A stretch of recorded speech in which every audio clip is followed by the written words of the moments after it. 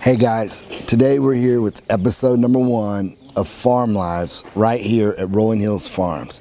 Today we wanted to start the first episode with the main character, the master of disaster, Rick Taylor, but you guys are going to know him as Poppy.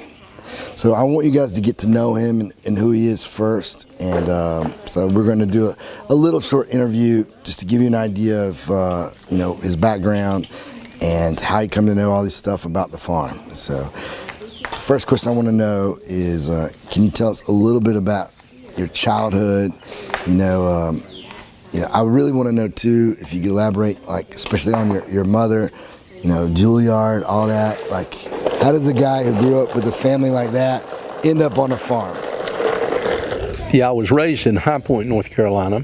My mother, Ruth Bayard, was from Pearl River, New York. She went to Juilliard for piano and voice, and then came down here to finish up at Salem College, and ended up rooming with what was later to become my aunt. And interesting part of the story might be that we have a letter that she wrote a year before she ever dated my dad with his name in it, and she told her mom that she had met the man that she was going to marry. So when she set her mind to something, Mom was pretty tough about stuff like that. She's a very sweet lady, very talented lady. I had a really blessed life with my mom. She was a sweetie. I miss her. My dad was from High Point. He graduated from North Carolina State University with a degree in mechanical engineering when he was 20 years old. He taught calculus at State his senior year before they found out that he had not graduated. He ended up going to flying the hump in World War II. He was a decorated war hero. He had a number of Distinguished Service Crosses and flying crosses, or whatever they call those things. But he got lots of medals in the war and came back and then worked there in High Point with his dad in the laundry and dry cleaning business. And I had a good childhood. Ended up going to school in High Point until I was like, 12 or 13, and then I went to Randolph-Macon Academy in Front Royal, Virginia for a number of years, and then went to Christ Church School in Christ Church, Virginia, and graduated from there. Went to Elon and had a major in social sciences with a minor in economics, and only like 3 hours of having a double major. Other than that, I just worked in the laundry and dry cleaning business, and then the uniform rental and sales business for 14, 15 years until we sold the business. And I went into seminary, graduated in 2001 with my Master's of Divinity with counseling, and have been ministering in that ministry for ever since then. And trying to help people is the main thing that Mary and I are about. And we love our family, we love where we live, and we love the Lord. And right now we're just having so much fun with our grandbabies and great-grandbabies that it's just, it takes your breath away how good it is. So that's where we are, and trying to keep this place up is real interesting when you're a city boy.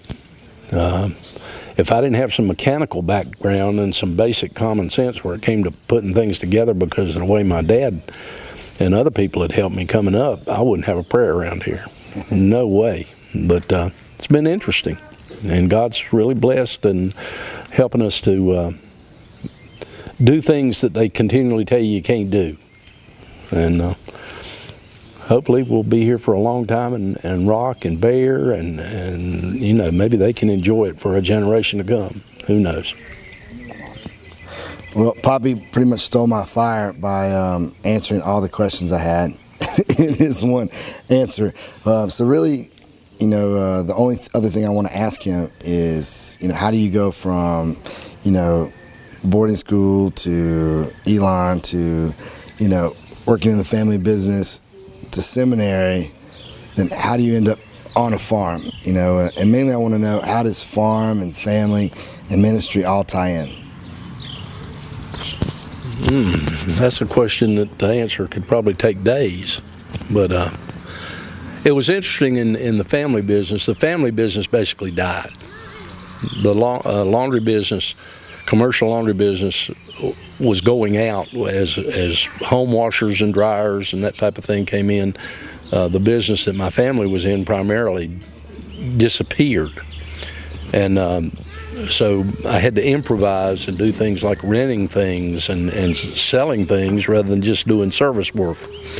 And it was a good business, and we diversified over the years that we were in it, and ended up doing very well. And it was a learning time and an interesting time, building relationships with lots of different people.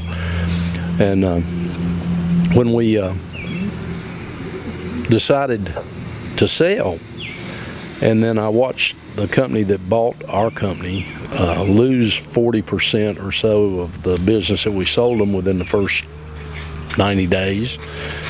That was a discouraging thing to watch. So when they wanted me to go and be a regional vice president with them and be away from my family 5 to 6 days a week, and Drew had just been born. She was still in arms. And it didn't take me but a second to say, no, I'll go do something else, because I'm not going to spend that time away from my family. After that, did lots of different things. I'm a certified flight instructor. I worked in financial services for a while. And then the direction of my life became pretty clear that I needed to get into some type of ministry, because that's where my heart was. And went back to seminary, did that, went through the arduous process of doing that 100 hours of training at a good seminary. When we got through with that, pastored for a while, but counseling was my heart. And that's what we've done there. Now, how I ended up on the farm, you'll have to pretty much have to talk to God about that, because I would never have thought for a minute that I'd be living on a farm, taking care of horses and cutting hay and doing what we have to do. It just goes along with us having a heart for wanting a non-threatening place for people who need help with relational issues to come. And you can't get a more laid-back environment than where we are for people that are struggling with the problems of life. And our what our calling is to take them to the Word of God and to tell them how they can use that to align their life and what they're thinking and what they're doing with the things that God would have them do. And that's where we are, and hopefully that's where He'll allow us to stay for the rest of our life. But that's His call. If He wants us to go somewhere else, guess what? He orchestrated this. He can sure orchestrate that. There's one more cool thing you guys need to know about Poppy, and something that he has going on. And this long hair is not a typical thing for him. There's a story behind it, and I kind of like long hair. I think he should keep it, but I don't know that he wants to do that, but he'll tell you more about that. Yeah, I'm not a long hair person, and as you can see, I've got pretty long hair, and I've got another 6 months before I cut it. And the story behind that is that Show him that funny my baby girl, Drew, Travis's wife, had uterine cancer. Now, and I'm not talking about minor stuff. I'm talking about major stuff, to the point to where they didn't even think about surgery. It was in her lungs, looked like it might be in her bones, and they were just trying to save her life. Well, for a woman that has uterine cancer to have children, that's a God thing. And with Drew, it was a miracle that pretty much changed the direction of our lives in so many different ways. And in fact, the day before I walked her down this driveway and out into this hayfield and performed her wedding service. She started chemotherapy. And they didn't know whether they were going to be able to save her life.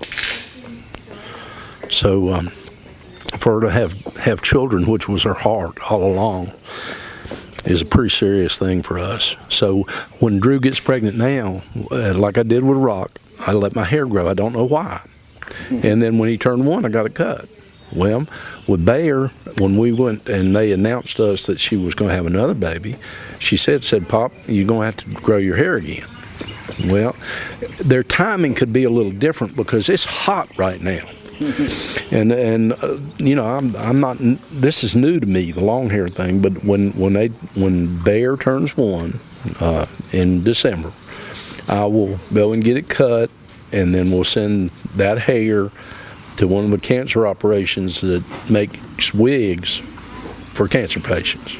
And hopefully, you know, it would be real nice if she was going to do this again to go ahead and do it, and that way I could just let it grow. But, you know, I'll do whatever it takes. But that's the story, because I get to witness to people and tell them, because they'll ask me about my hair, and I get to tell them how good God is and about what the miracle that he performed in the life of my daughter and the life of our family. Well, this first episode has been really cool, just to give you guys an idea of what to expect as we, you know, continue with this, you know, farm life. Is that our goal is to show you guys, you know, what it takes to live on a farm. We're going to teach you about, you know, the way we cook, you know, growing food, the way we have to fix things, the way we make things that we're doing right now even better. I can't do any of that. Poppy, as Poppy knows, it's like basically God made me good at like 1 or 2 things, and that's about it. And so, but I'm excited to learn from him, and excited that we have these videos for our children one day to go back and look and know what they're to do, you know, if, you know, God willing, they decide to stay on this farm and you know, raise animals and grow crops. And so it's going to be a cool thing. We're also going to have, you know, a little bit about how we stay fit on the farm, you know, and how good farm life is for our children.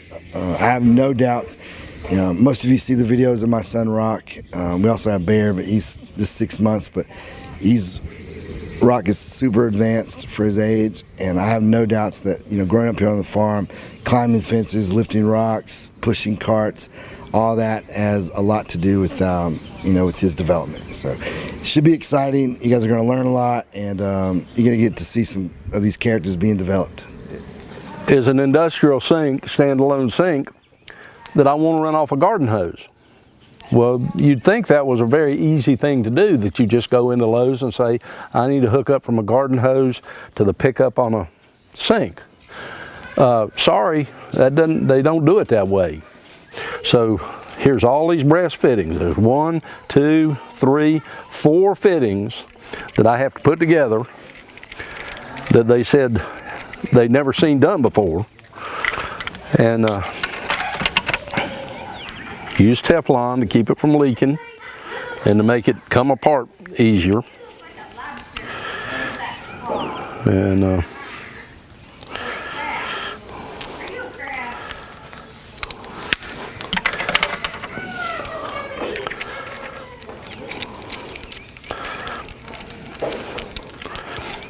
you never go anywhere without a pair of vice grip or offset pliers.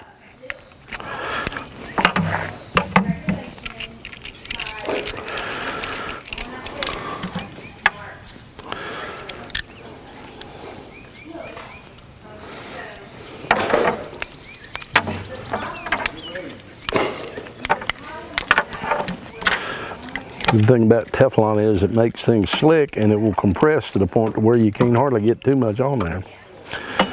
And then one more, and that one doesn't need one. That one's got a compression fitting, so it doesn't need to be taped.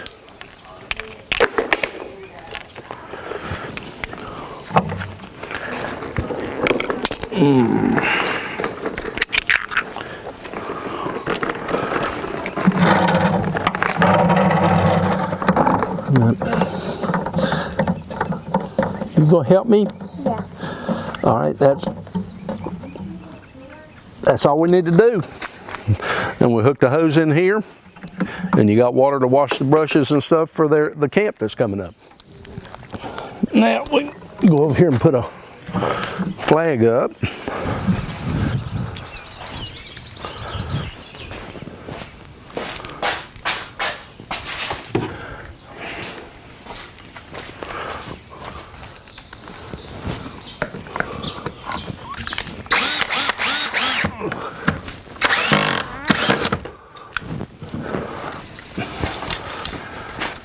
Let's see what we got here.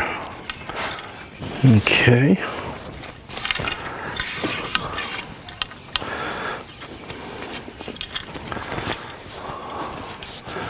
Make sure we don't get it upside down. I don't do those things.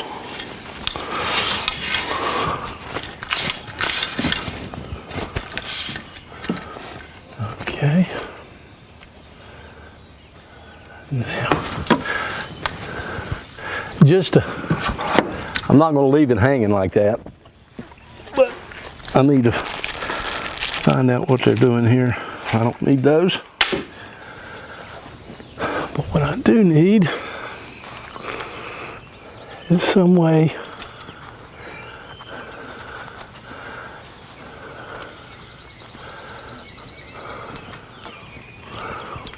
to fasten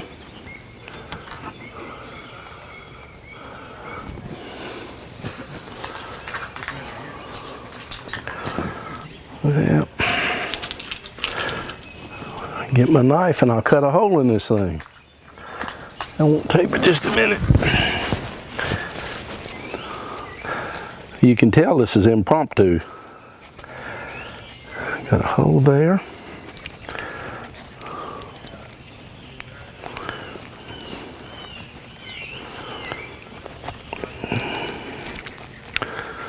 Okay. There you go, 4th of July, ready.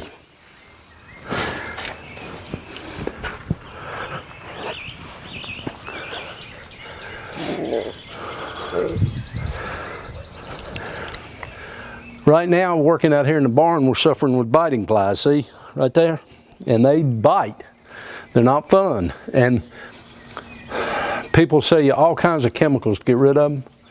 What I have found is that if I go to Aldi's or somewhere like that and get cheap garlic powder and put it on the horse's food every day, we don't have any flies. But I haven't done it this year. And this is reminding me that, yeah, this afternoon I'm liable to get some because they're eating me up.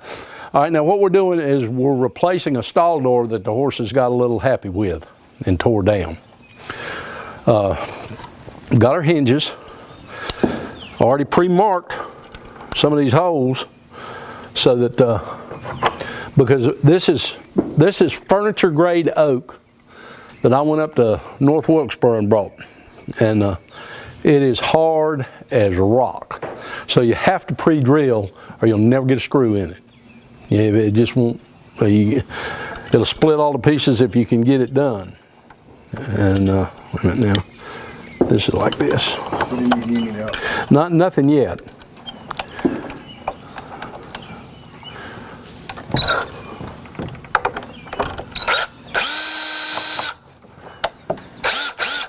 Now, I normally put these in with lag bolts.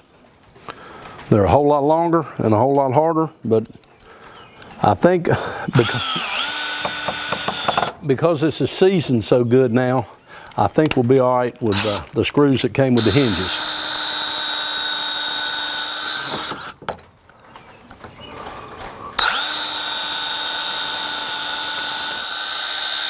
That was your pre-drill. Yep, those are pre-drilling holes. Here, you go now. All right. Yeah, it might be a little warm.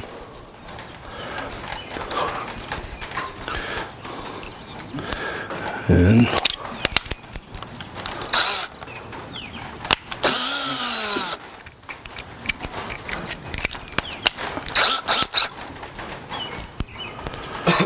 I got screws for 3 different projects in my pocket, so I got to sort through them.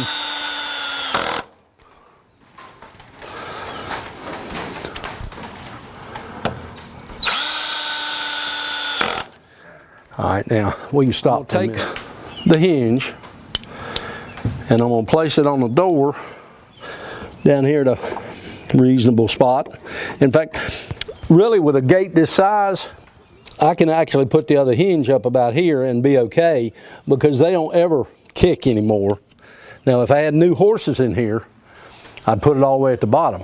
But I'm going to do it to where my old back is a whole lot better shape if I do it here. I'm going to mark them.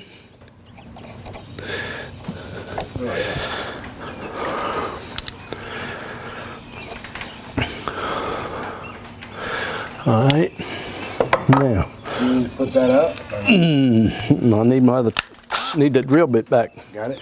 I'll hold that one. And put the drill bit.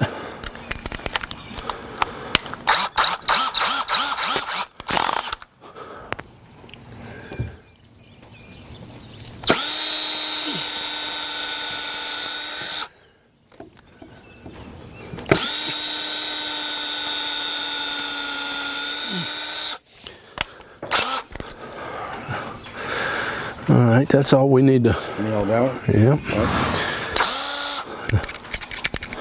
Okay. One thing I'll say about farm life, if you don't have a wife that is 100% behind you doing this, don't start. I've got a wife that fell in love with this place before I did, and if it wasn't for her help, there's no way I could exist up here. And I thank God every day for the fact that she is willing to do all she can do to help make this possible, so our kids can maybe have it after we're gone. When you get old, you don't do things quite as fast, and this is one of the things.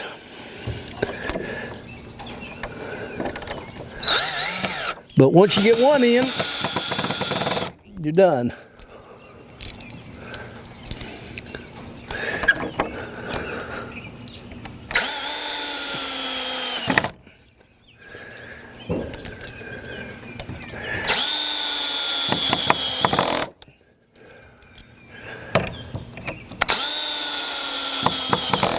You're the strong one. Now remember, I built those and mounted every one of them by myself. So I want you to take this and turn it around, and let's take it over there. Okay. Either that, or Drew can do your light work. Where are we taking it? Right there, that hole. Just flip it.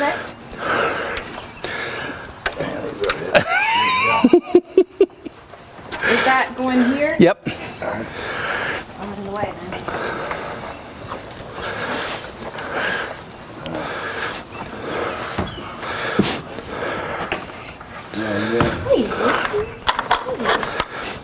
Now, what we need to do, let's see which way. Yeah, it needs to go over there tight.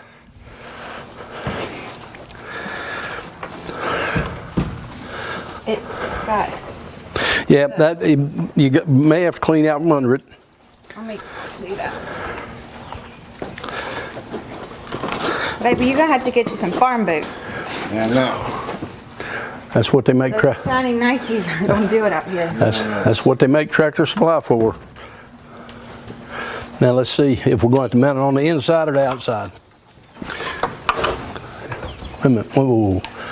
We may have to mount these on the outside. Why is that? What do you mean outside? What would be inside? What would be outside? Out here rather than in here, because it looks like we're going to end up being too tight. Lift up long enough to put a block under there. Hold it. Here, I'll get the block if you lift it up. Come on.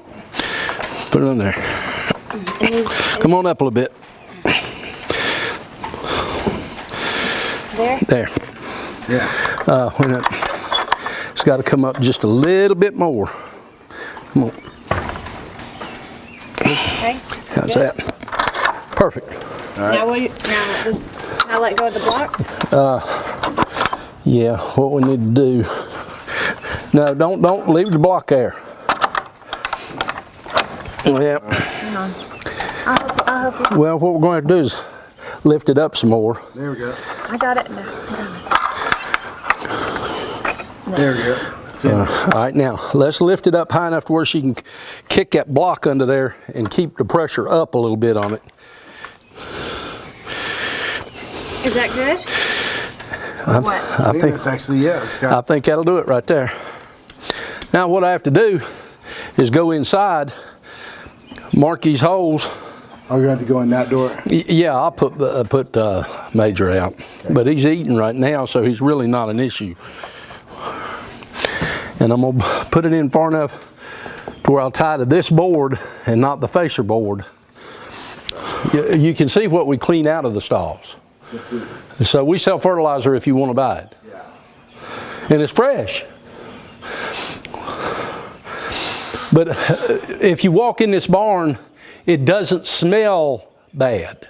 It smells like a barn, but it doesn't smell like it's got, you know, just lots of animals going to the bathroom in here. Yeah. That's how you know you're not overloading it, because they can come in here and they can spend time, and you don't have to clean it every day. Right. So, because you're not overpowering it. Okay. Now, this is pine. This is oak. I can put these in without pre-drilling, because pine is a whole lot softer wood.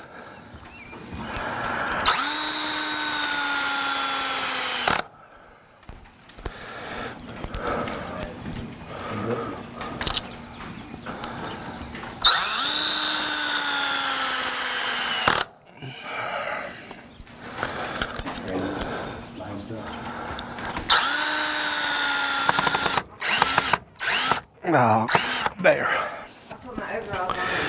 Okay, now, one more.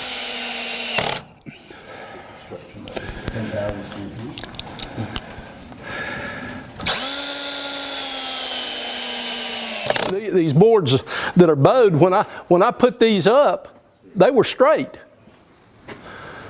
But that's a natural bowing that would happen in a board where the tree was actually bent when it grew. That's kind of cool. This oak? All of this stuff is oak. The center posts that I put in are all pine. They're treated. That's oak too. The one that bowed is oak? This is oak, yeah. Okay. Yeah. Yeah, boat builders love that kind of stuff, because they can read a tree and cut the wood that they know is going to bow a certain way. Oh, wait, get that. How are you getting this stuff? I said boat builders love that, because they can go out and pick trees based on the way they're built. Based on the way that they grow. Oh, yeah. Oh, it's because it would be like a boat. Yeah.